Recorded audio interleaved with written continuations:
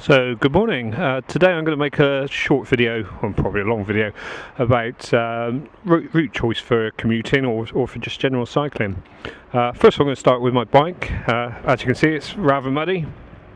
That's because the lanes I use are usually dirty, filthy, and I'm a bit lazy, and when I get home from work in the morning I'm not too worried about cleaning my bike. Anyway, for the point of this video, the bike I'm using is a Kona Sutra steel frame bike, handy for the type of riding I want to do.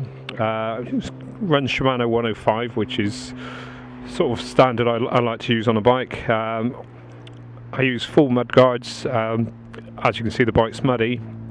That keeps the mud off myself commuting to work, but also that keeps the mud off the lights. Talking of lights, on the back I use the PDW, that's Portland Design Works Radbot 1000. I use two of those, one on steady, one on flash. The mudguard also has a built-in reflector, and up front I'm using Exposure Toro, which has 3 settings: high, medium and low, and a pulse mode.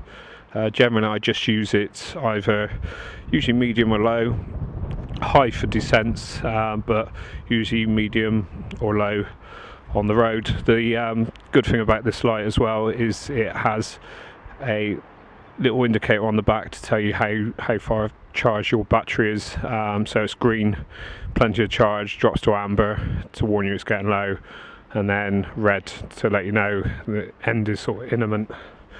Talking of recharging lights, on my Portland Design Work lights on the back I use rechargeable batteries, which I charge up weekly. The reason I use 2 is firstly, if one set of batteries was to fail, I've always got a second light, and secondly, 2 is better than 1 in my opinion. 1 on steady, 1 on flash. It gets you seen much better. Anyway, I'll start getting out ready for my ride, and I'll start commenting on the choice of 2 routes I'm going to use for the purpose of this video. Okay, so for today's video I'm going to be cycling to work, where I normally work, and I'm going to use a choice of 2 different routes. First route I'm going to stay on the main road, which is the way I'd normally drive to work. Not that I normally drive to work, I normally cycle to work. So I'm going to stay on the main road route and sort of show why I don't use that as a cycle route. For this first section, the main road still in town, it's not so bad when you are cycling in town because the speed of traffic's generally much lower.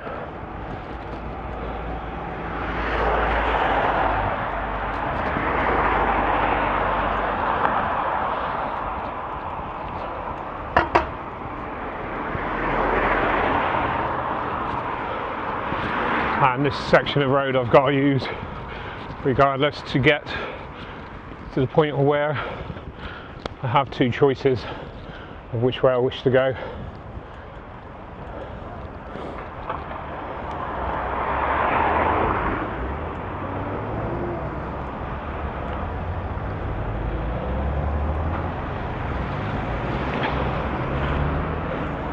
It's around about 11 o'clock in the morning, so it's not typical rush hour time. Conscious of the van behind who's turning off.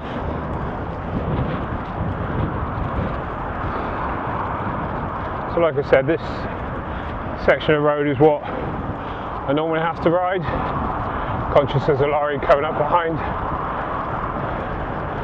and normally I would be turning off up here, so normally I'd be indicating left to let the vehicle know behind I'm turning off. But today I'm going to stay on the main road just to see how much more traffic I'd encounter if I was to choose this as a route. So a nice safe pass by the lorry there.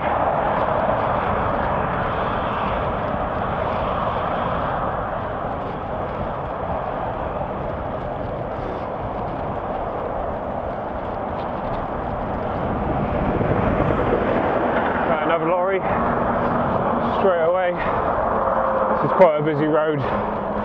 There's a quarry up the road from here, and transport depots.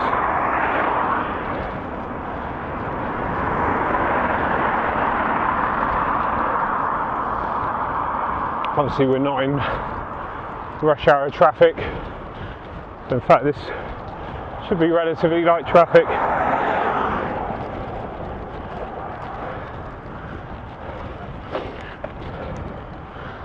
Now, one of the issues with using this road normally is the fact it's a 60-mile-an-hour limit, and certainly on this section where I'm climbing up the hill, just doing around 10 miles an hour and slowly dropping down in speed. Have a good pass.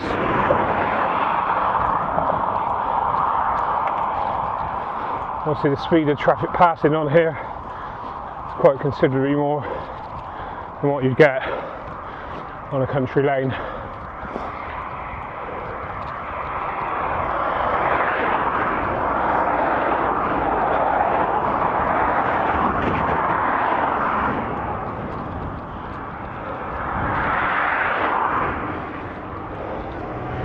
Have a good pass.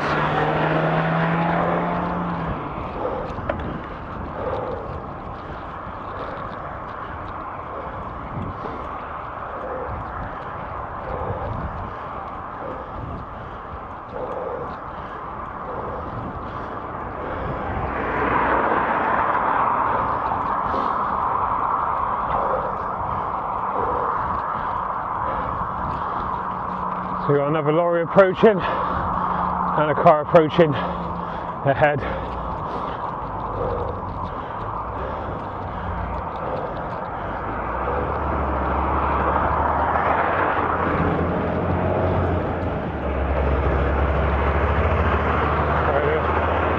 Stop pedalling or slow pedal as this double trailer lorry passes, because there's a lorry coming down.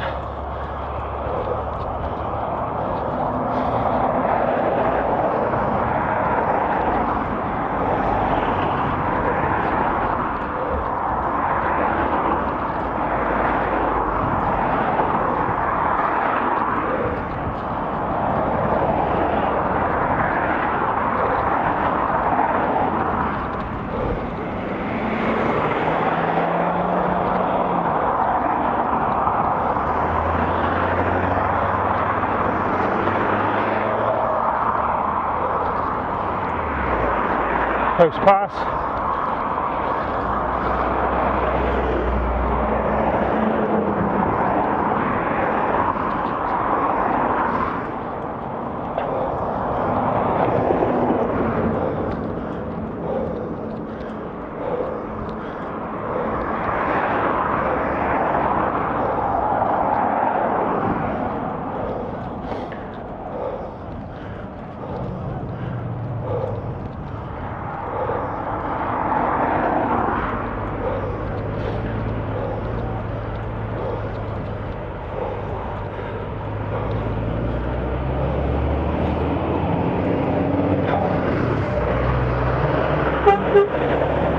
Just got a beat from the lorry, so I waved him past, and he appreciates I stopped pedalling.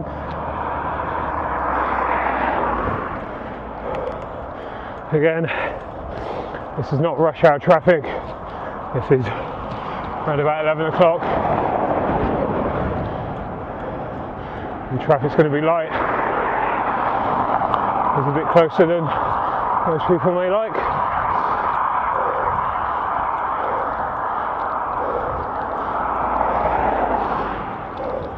So whilst I don't feel in any danger riding along here,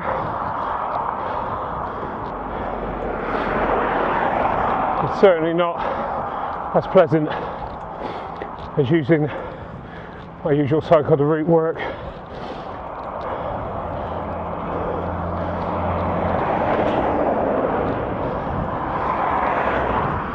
And today is a nice, dry, sunny day. Close pass. Not surprising. Yeah, another lorry.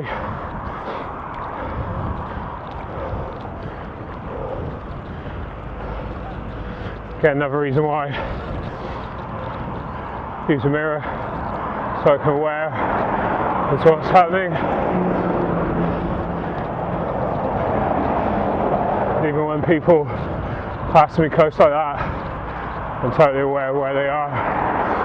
I'm riding secondary position, so I've got space to move left if I need to.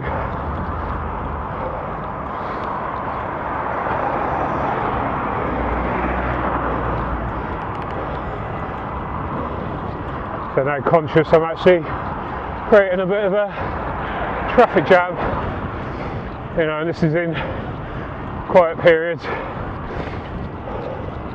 Just going through a 30-mile-an-hour limit, and then I'll be back out onto a 60. Lorry behind, be extremely good.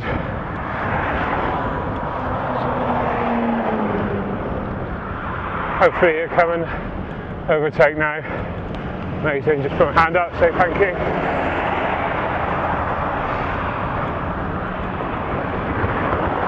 Have a good pass. Yep, good pass. Another lorry. Good pass. Van, a bit closer. Car coming, van approaching the other direction.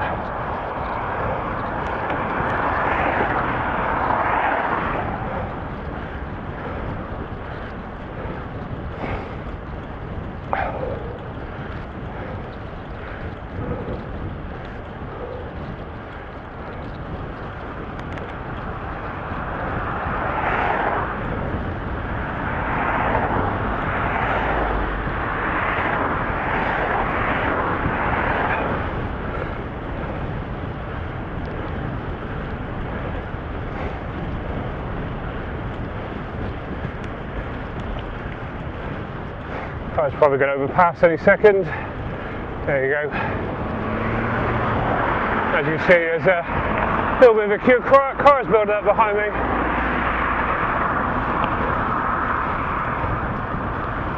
Just carried on riding in secondary.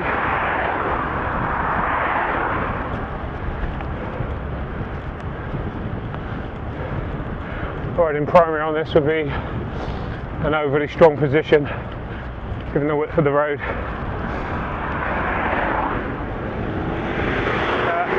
bit close. I've got a lorry behind now.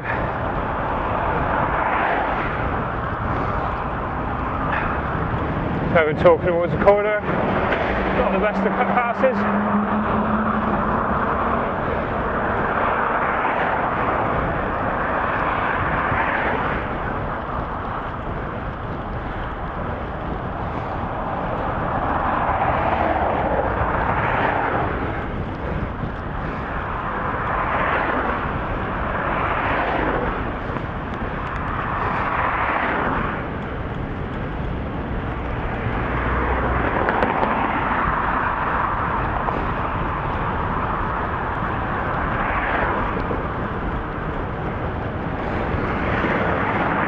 Close on the van.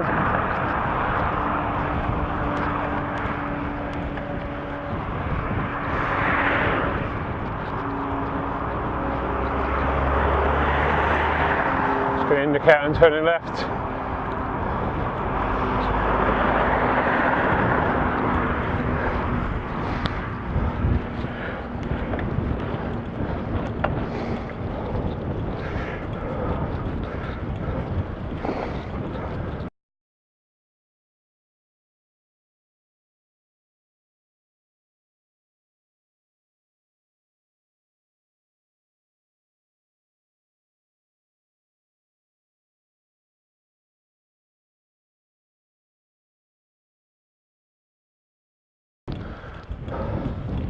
So that is pretty much it for me for work.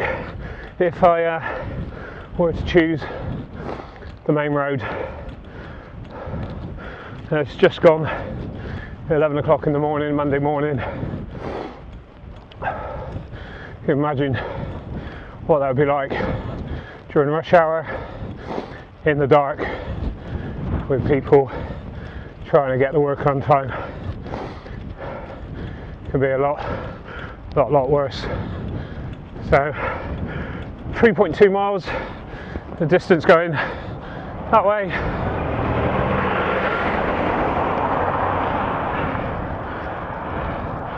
And 15 minutes. So 3.2 miles, 15 minutes is the time as a comparison.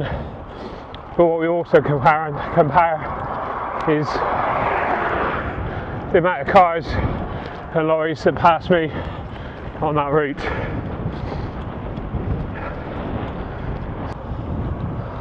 Okay, so this is part 2 of my route choice video, and this time I'm going to show you the route that I would normally choose to cycle. Obviously the first part is exactly the same as the first part in my last video. Again, this is now the time we're looking at. So it's about 20 past 11.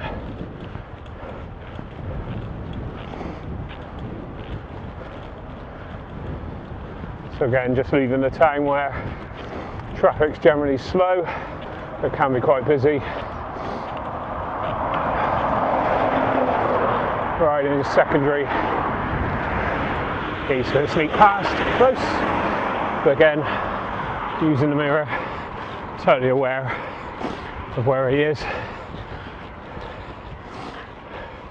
And traffic passing at slow speed is far less of a threat than cars passing at high speed, which is actually a bit of an interesting ongoing conversation I have with a vlogger by the name of Road Biker.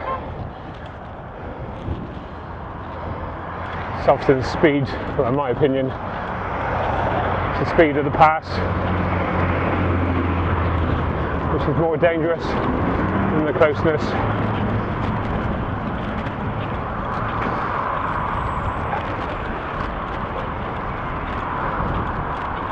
I'm going to move out a little bit to deter this pass, which has worked. Again, using the mirror there, I could see that guy was going to try and overtake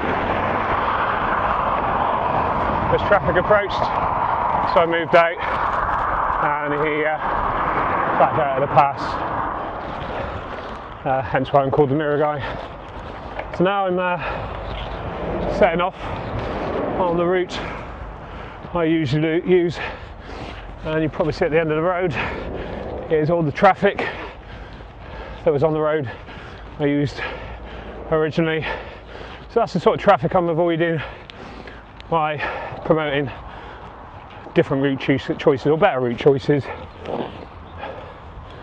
In my opinion, it's personally one of the biggest safety advices you can have is planning your route. Try and reduce not only the amount of traffic that's passing you, but the speed of the traffic that's passing you.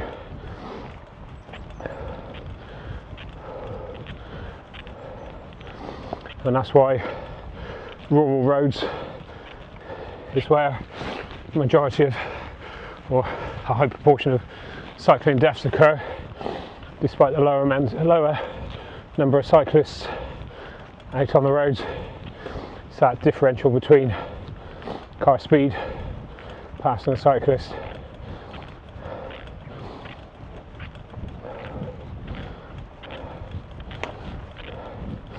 So, as you can see, so far since turning off on this lane, I had a single vehicle pass me.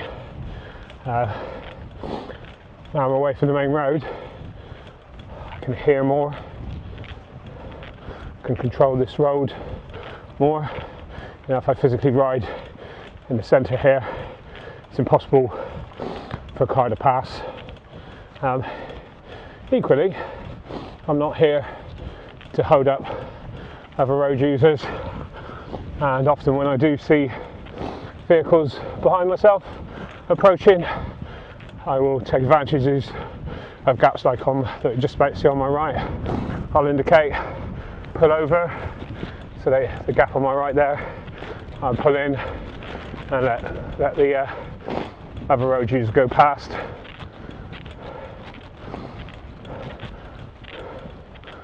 A, I don't want to be selfish. B, you know, I am cycling in the community where I live. These people you're going to see day in, day out regularly, and you know, I don't want to end up with that aggression towards me because I'm not prepared to share the road. I think a lot of vloggers believe sharing the road comes from cars sharing with cyclists. Sharing the road works both ways, and on this road I often see people pull over and let me go first, and equally I'll pull over and let them go past. Morning. Yeah, so far my biggest hazard on this commute is two walkers. So it's not always just about safety as well. Riding this route without the cars, I'm more relaxed. Talking of letting other vehicles go past, tractor coming.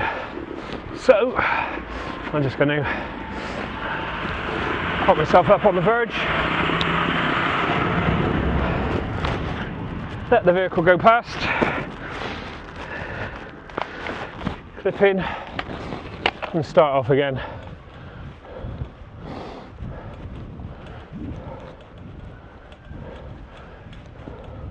As you can see, to expect 1.5 meters passing distance from a vehicle that size on a road this narrow, it's actually an impossibility.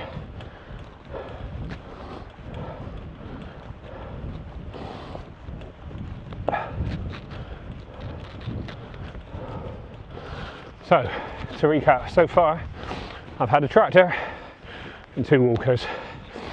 I could hear the tractor coming from a long way off, give me plenty of time to react, which is different than being on the main road where you've got noise from vehicles coming in all directions.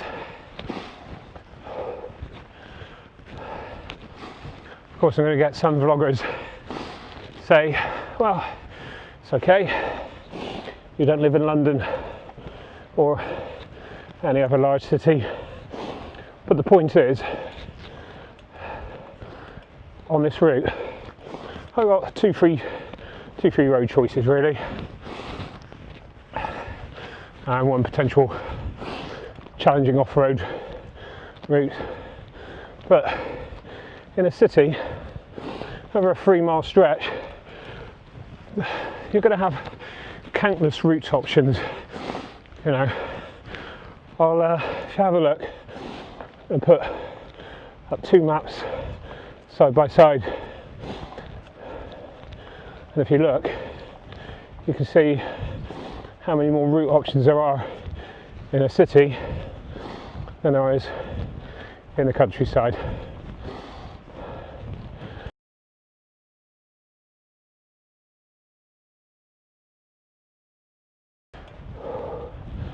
Last year I done a little, I might have been in Europe before actually, drove up to Bristol with my bike, rode around the centre of Bristol, and to be honest, it was a lot less scary than riding on some of the main roads, on the rural roads, because the speed of the traffic is so much slower in towns, more predictable.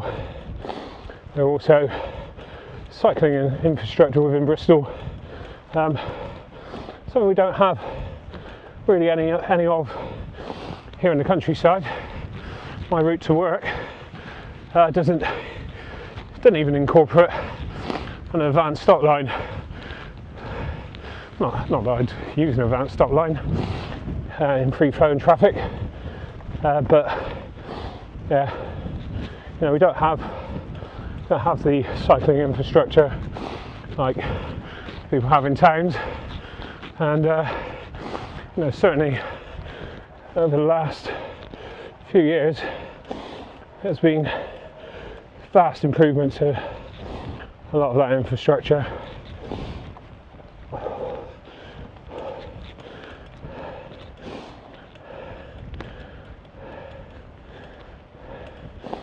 I thought I seen a car sneaking up behind me then. I did. So again, just going to indicate, pull over to this driveway, let the guy go past, and then pull back out. Happy days. Again, the speed of that car approaching, being on a country lane, is so much slower than that of the speeds of the vehicles we'd seen in the previous video.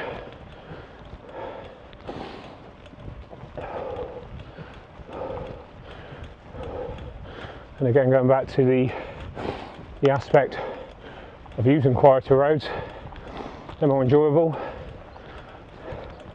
more likely to see a bit of wildlife out around here.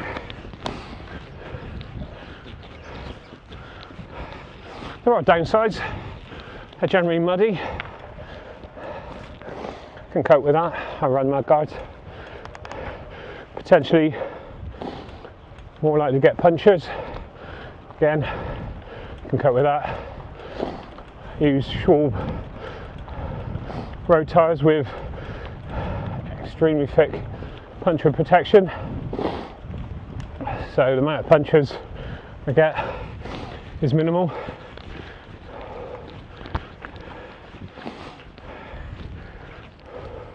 And obviously this time of year it was only a few degrees above freezing this morning when I set out, so you know, potential of ice on these back roads, which again is something you have to weigh up when making your route choice. Certainly when I cycle home from work, if this section was really icy, I would actually do the descent on the main road where it's being gritted.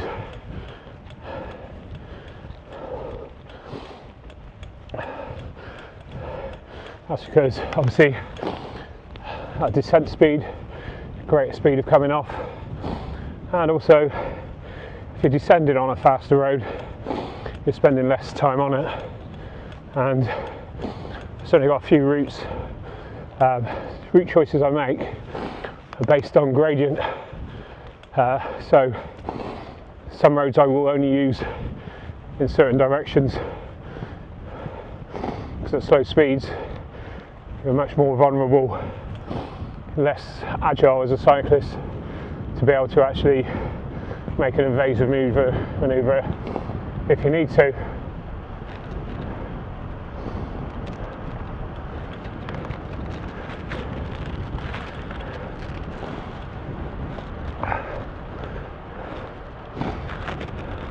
So just to recap, what have we had now?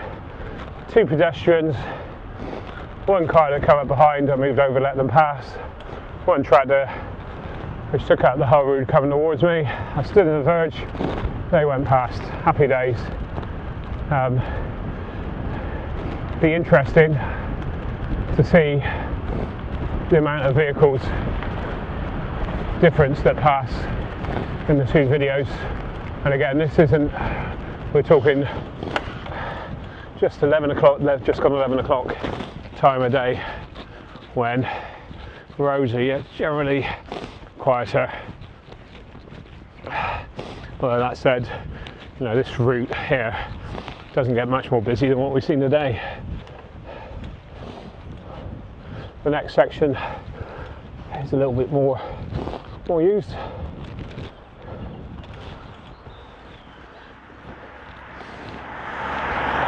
But again, it's still a relatively quiet road compared to the main road.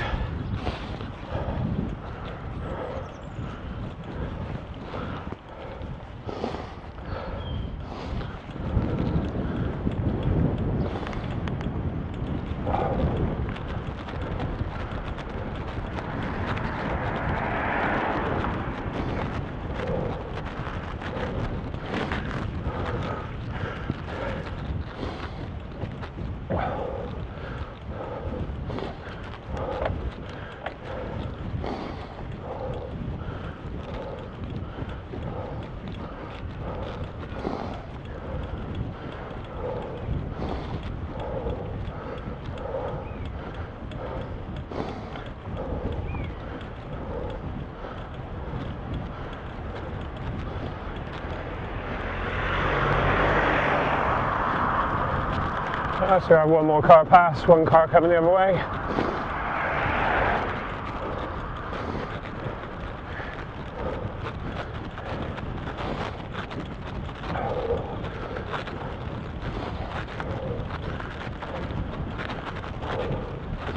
It's also worth noting, the busier the traffic, the harder it is for people to actually pass because of the sheer amount of traffic coming towards you.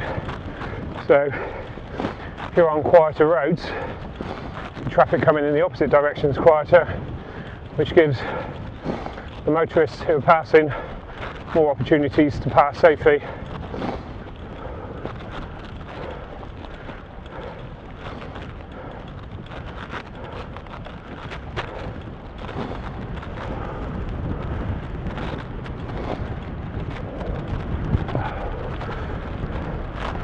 Also, there is also a highway code rule about slower vehicles pulling over, which is very good safety advice.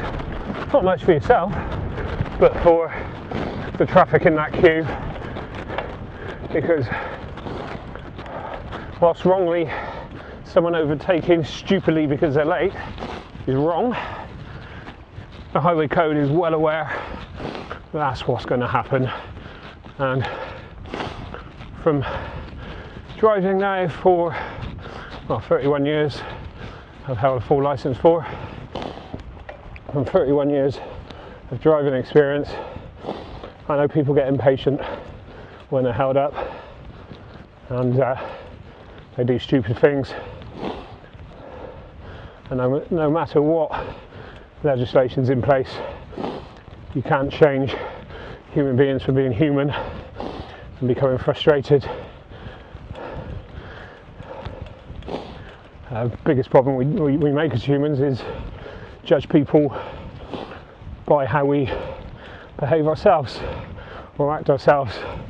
So our expectations are that they're going to behave how we think they should, where other people have different expectations in life, and some of those people don't believe cyclists should be on the road. Now, it's certainly something as a cyclist you need to be aware of, that actually just by being a cyclist on the road you're going to encounter some hostility. Again, going back to riding in a big city,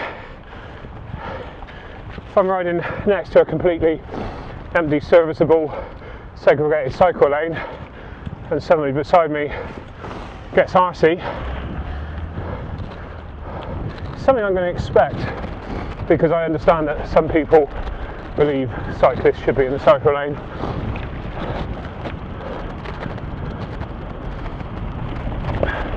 I know my rights, I know I can ride legally wherever I want to apart from motorways. And interestingly, a blogger by the name of Ryan recently said when he was younger, him and his mates cycled along motorway slip road. Crazy. So anyway, that's pretty much the end of the quiet country lanes for myself. Got a last short section to my place of work. This is probably one of the worst sections I have, because it's past several lorry depots and quarries. There's a quarry down the road behind me. As you can see, as on cue, 1, 2 lorries. That guy's going to overtake. I'm going to stop pedalling, getting past, start pedalling again. Got a car coming behind now.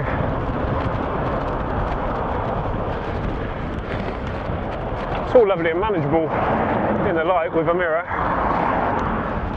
With these darker evenings when I'm cycling to work at 6 o'clock at night and home at 6:30 in the morning, it's surprisingly a little bit more daunting when you don't really know the position of where the vehicles are behind you. Okay, so just passing the entrance to my work. So comparing distances and times, That's just under 20 minutes, so say 20, and 3.4 miles. So that's 0.3 further distance, and 4 or 5 minutes extra. Well, I'd happily do that. That extra time travelling.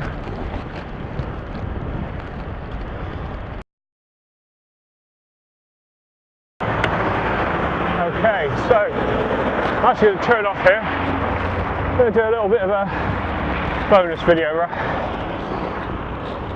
I'm not going to worry about. Actually, I will reset the time.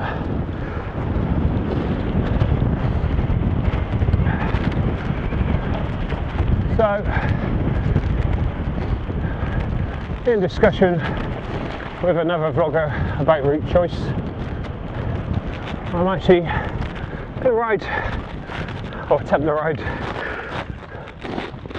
this bridleway. Now this is actually potentially third route to my work.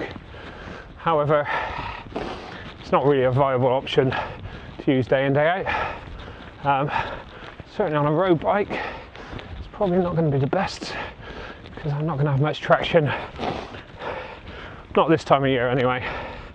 I have successfully completed this before on this bike in bone dry conditions, and yeah, if I had a mountain bike, a bit more time in the summer, I'd probably consider this as an option. But this time of year, in mud, going up a hill, it's probably not really going to be much of an option on a road bike.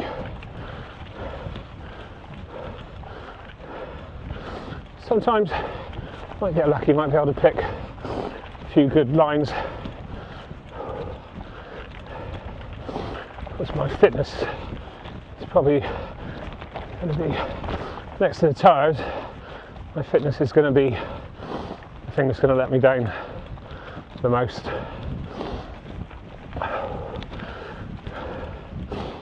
Having used to train and race mountain bikes, climbing hills off-road is about power and technique.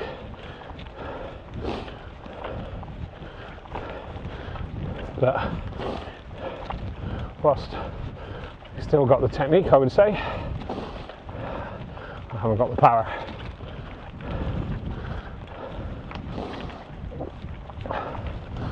So anyway, this is route option 3, and this is a bonus clip, basically for a road user who listed his route options as for some roads and a sustenance route, and then subsequently listed all the reasons why the sustenance route wasn't a viable option. So yeah, why not? So this is my option 3 for getting to work. I'm probably going to stop talking now because it's about to ramp up. I'm going to get hot and out of breath.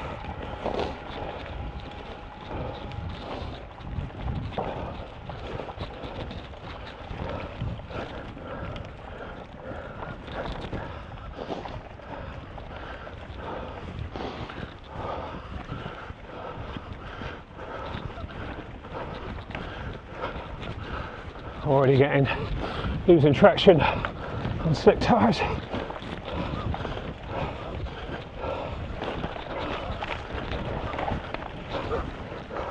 Come on, Chase, go, go, go.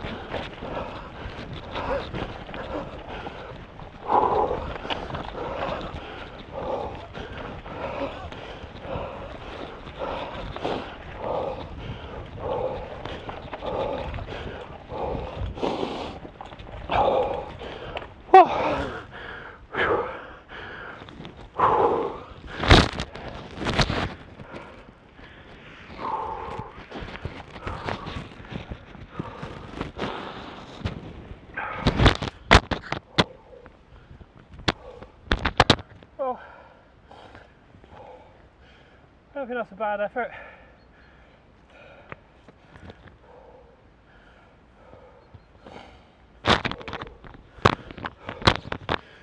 So just push this bit.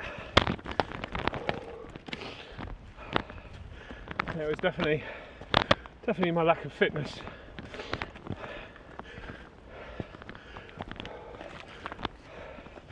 Aided by the lack of traction on slippery tyres on mud.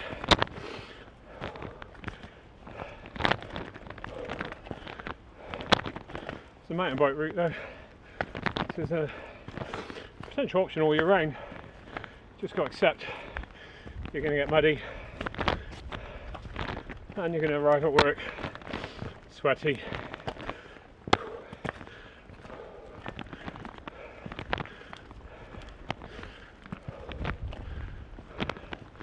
But from an enjoyment point of view, this is a much more enjoyable route, being away from all the traffic.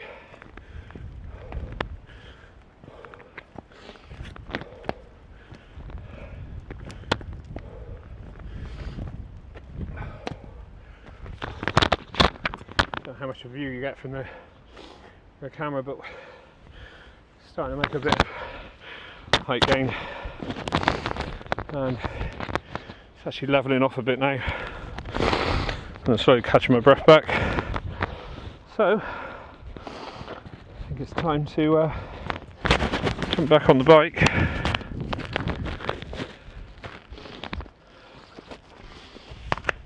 Start pedalling, and we get to the muddy section, which is going to be a bit further up. Well, certainly my tyres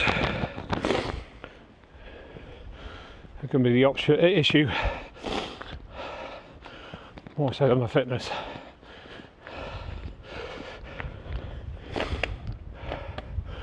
Right, onwards and upwards again. Gearing on this bike is 34. There goes my tyres. 34.27.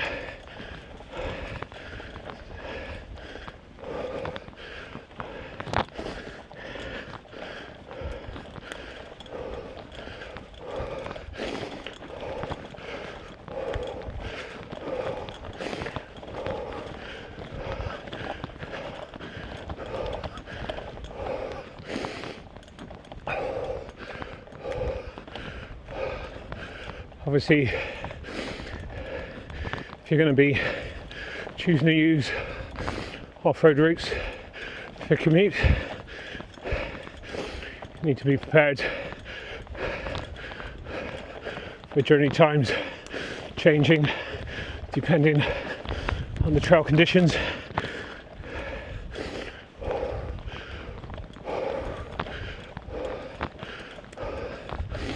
Whilst the downpour of rain on a road might cause surface flooding, off-road it can make the trail muddy for weeks on end.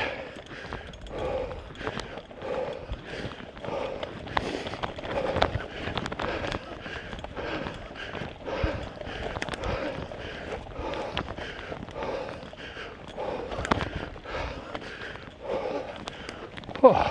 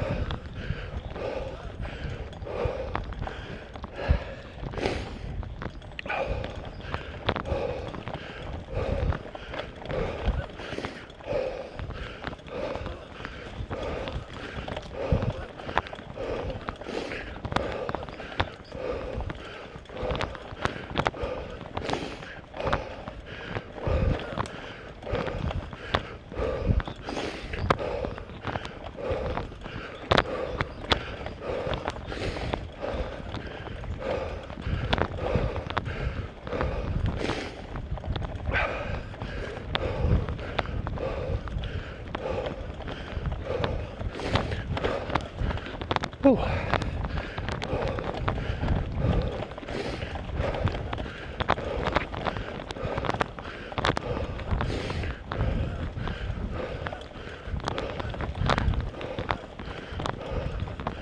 Oh, still iced over.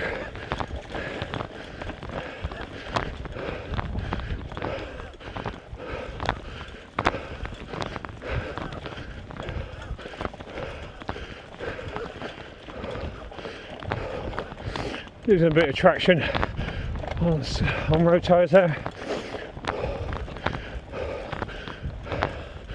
Real muddy section now. It's the bottom of this next hill.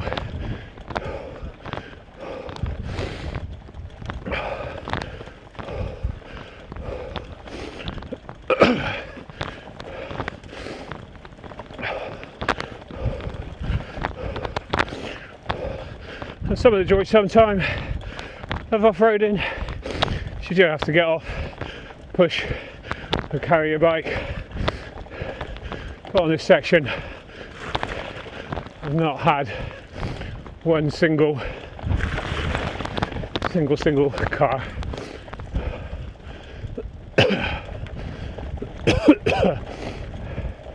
And as predicted, there's a lake, and that's going to be deep, and that's going to be muddy.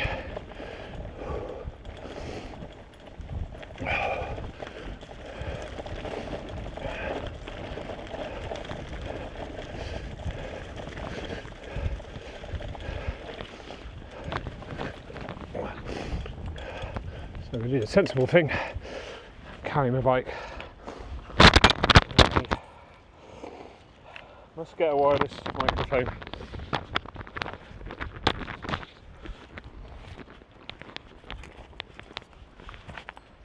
So in the summer this totally dries out, but this time of year, don't slip in, this time of year it gets like this. In fact in the summer it's still usually muddy. Look at that, that's a bit of show how I use this is. I've got the ice on there from this morning, or from last night should I say.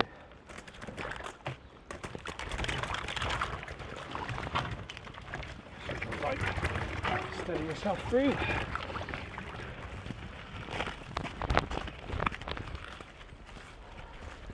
And then there's one last section before I hit the mud.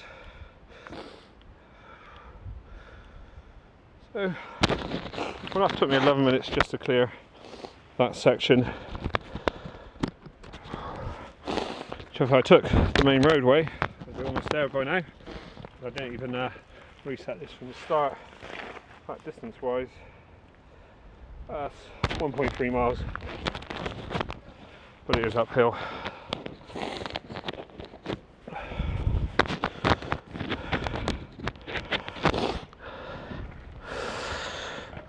If I could use this as an option, I had the time to keep my bike clean, the time to ride it in the first place,